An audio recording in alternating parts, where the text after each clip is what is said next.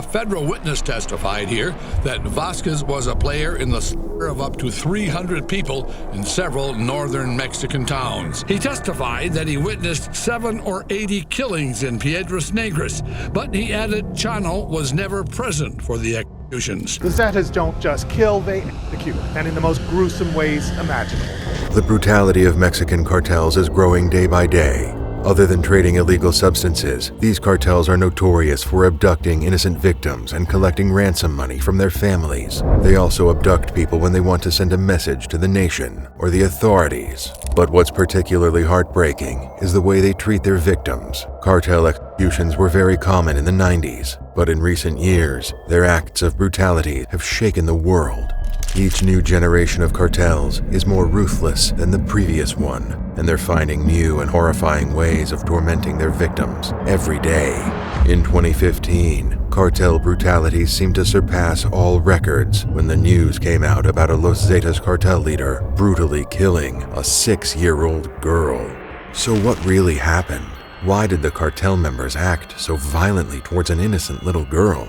And what happened to the leader afterward? Stay tuned as we uncover gruesome details of the incident and the fate of the cartel member after the news was leaked. Marciano Millan Vasquez was a high-ranking member of the Los Zetas. The cartel was known for its brutalities against its victims. In fact, they were one of the cartels that took pleasure in tormenting innocent people, and this proved that they were nothing short of monsters. Los Zetas originated within the Mexican military in the 1990s. It might sound unbelievable, but the founders of the Los Zetas cartel served in the army and fought crime before joining the other side. Later, 31 army officers left the army and became deserters. Arturo Guzman de Quena was the first commander of the group. The name of their cartel, Zetas, came from their military codename, Z. De Quena's federal judicial police code was Z1, and he retained it after Zetas was born. They kept all their judicial police codes and used them as their nicknames within the cartel.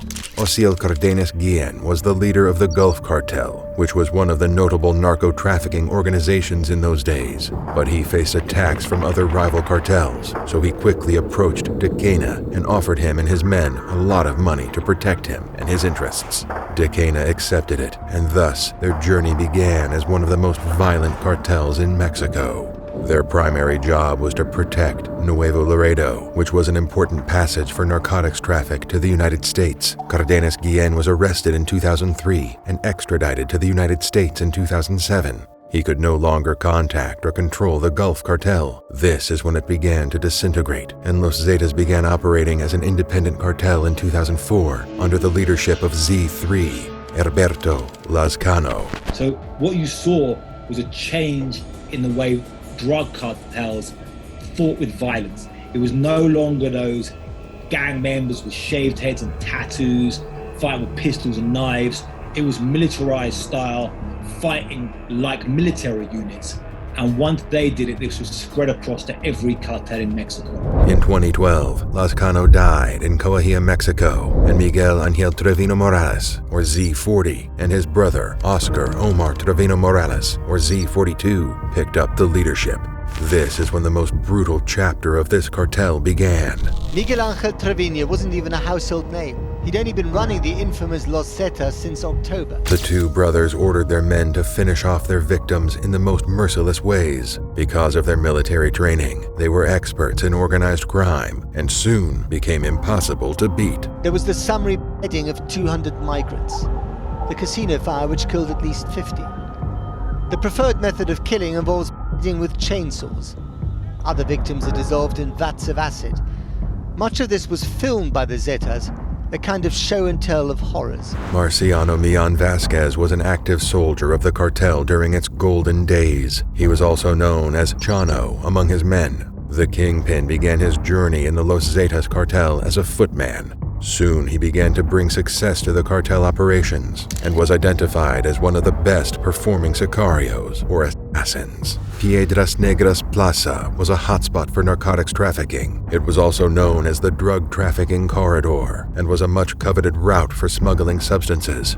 In 2013, Vasquez took control of Piedras Negras on behalf of Los Zetas. Narcotics smuggling and firearm trafficking were two of Vasquez's specialties. According to reports, Plaza boss Vasquez smuggled 220,000 pounds of cannabis, a few 100,000 pounds of coke, and a few hundred pounds of amphetamine into the United States during his tenure in Los Zetas. He was also in charge of importing the finest firearms for his army. Luckily, Vasquez couldn't get away with his brutal acts. He was captured in July 2015. During his trial, a former Los Zetas soldier testified that Vasquez had taken the lives of at least 29 people in northern Mexico between January 2009 and July 2015. He also divulged how Vasquez had tormented a 6-year-old girl as her parents watched, and the details are truly horrific.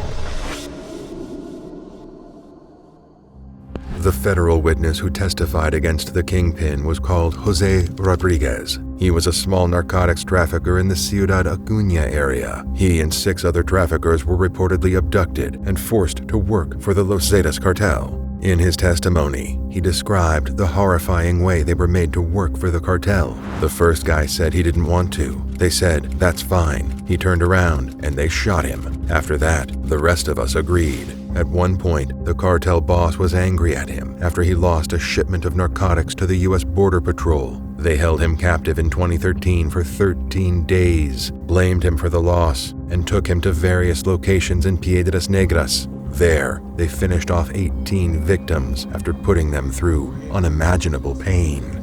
Rodriguez was forced to watch all of it. This was a threat to him. The cartel members wanted him to give them money to make up for the loss of merchandise confiscated by the U.S. Border Police. So I could tell my family that if I didn't get the money, that is what would happen to me and them. The informant mentioned how they would make the blindfolded victims kneel on the ground. Then they would remove his blindfold so that he could watch them suffer. During one of these events, they arrived at a house where a man, a woman, and a 6-year-old girl were being held captive on the patio. There was a barrel with fire in it, kept nearby, as if in preparation for something. Vasquez snatched the little girl away from her parents. He wanted to teach the man a lesson. He took an axe and used it on the little girl. The parents screamed in horror and watched helplessly as the axe went down on their daughter. They begged him to stop, but the monster laughed and continued the brutal act. He told the father that he was doing this, "So you'll remember me." The parents weren't allowed to look away. The cartel members would grab the father's hair and face him in the direction of his little girl. No, they would grab him by the hair so he would see. Vasquez then ordered his men to finish off the parents in the same manner. The cartel members took out the mother first, and then the father. The whole family succumbed before their eyes, and Vasquez didn't even bat an eyelash. Their bodies were thrown into the barrel of fire prepared earlier. According to the informant, this was routine for the Los Zetas. They felt happy after forcing family members to watch their loved ones die, often after hours of pain. All of the 18 incidents he'd witnessed took place in similar ways. The cartel used an axe to slowly take the lives of their victims. After finishing them off, their bodies were thrown into similar barrels of fire to remove all traces of their existence. He also testified about 2 other incidents where the Zetas boss took the lives of some teenagers who sold newspapers at traffic signals in Piedras Negras. In the first execution, they used an axe on 4 teens. In the second one, 2 teens lost their lives to cartel brutalities. But what had the teens done to deserve such a tragic end? According to the informant, Zetas members had suspected them to be spies for a rival cartel, but this was never proven. In another incident, Rodriguez was taken to a riverbank where the cartels took the lives of 3 men following similar execution techniques. The cartel suspected them to be Mexican military. This time, along with Vasquez, the other 2 top leaders of the cartel, Z40, or Miguel Angel Trevino Morales, and Z42, or Omar Trevino Morales, were there. Vasquez told the leaders that they would have to take the victims' lives, saying, "Hay que darles piso. We've got to kill them." Rodriguez was taken away from the scene. He later heard firing. Although he didn't see the victims being fired at, he knew that their lives had been taken. Rodriguez broke down in tears while he recalled the incidents in court. He confirmed that Vasquez was present in all these incidents except for one. After witnessing the slow and painful end of all 18 lives, Rodriguez requested his family to pay the money and free him. The cartel allowed him to text his friends and family so they could raise the money and pay up fast. One of his family members sold her house and accumulated $20,000. The amount was more than enough to free Rodriguez, but when he informed Vasquez, he asked him to pay another $100,000 in compensation for being late. A fine because I couldn't come up with the $20,000 fast enough. Rodriguez also mentioned that in 2011, one top-ranking leader called Mario Alfonso Quilar broke away from the cartel and surrendered to the U.S. authorities. Los Zetas retaliated by abducting and taking the lives of more than 300 people in northern Mexico. Most of these 300 people were somehow related to Alfonso Quilar. They didn't discriminate between men, women, or children when picking up the victims. The cartel ordered their goons to abduct anyone who seemed like an associate of the snitch.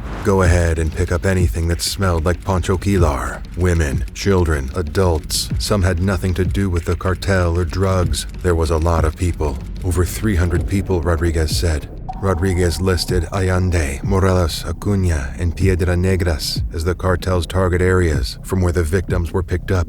From his descriptions, the victims received a quick ending. They told me they had 40 people on their knees, and they just boom, boom, boom. They got killed. He also hinted that Vasquez might have had control over a portion of law enforcement officials in northern Coahuila. Rodriguez was stopped twice by officers when he went to deliver payment to his boss. But when he mentioned me on Vasquez, the officers themselves escorted him all the way to his den. This means that he couldn't even go to law enforcement for help.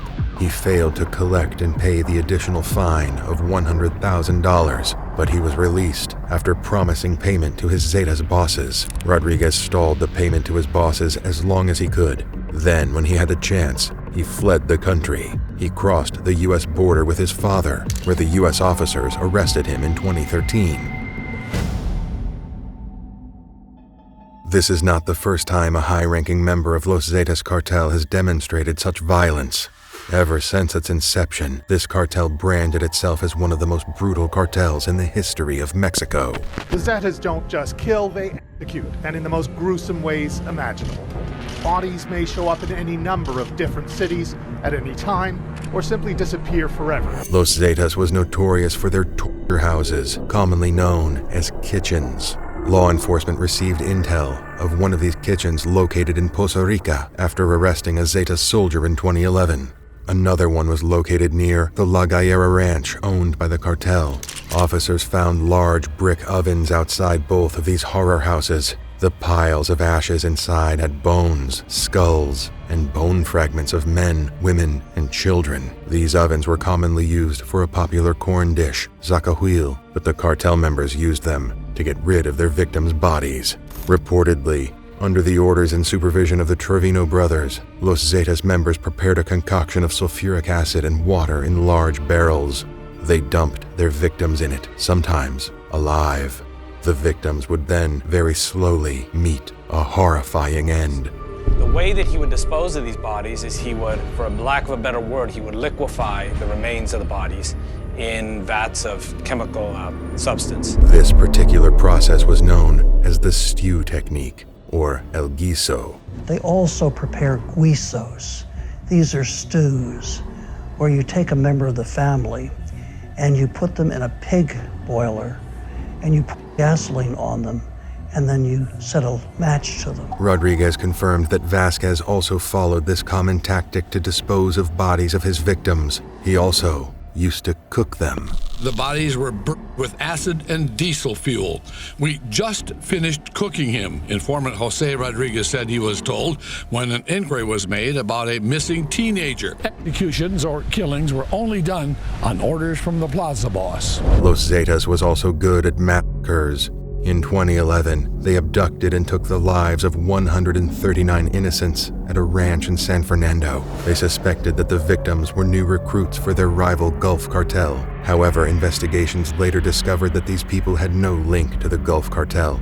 They were immigrants who were passing through Mexico to go to the U.S. border. Cartel executions are not new, but the recent trend of brutality surely is. It's as if Zetas set the trend and the others are following them. The late George Grayson, a professor at the College of William and Mary, studied Los Zetas for a good number of years in his life. He noticed how the cartel was one of the first ones to initiate inhuman acts on victims, and then recording and posting it on the internet to create fear among the viewers. Los Zetas spearheaded the brutality among all the other cartels. Sadism was their brand. Even the Sinaloas are now decapitating people. You have to keep up with the Joneses. You have to have cartel cred, being known as the meanest, most savage criminal organization in the Americas. Los Zetas also had a gruesome initiation process for new recruits. The Trevino brothers gave them guns and asked to put a bullet into the head of a chosen victim. He puts his hand on that person's heart, and then he'll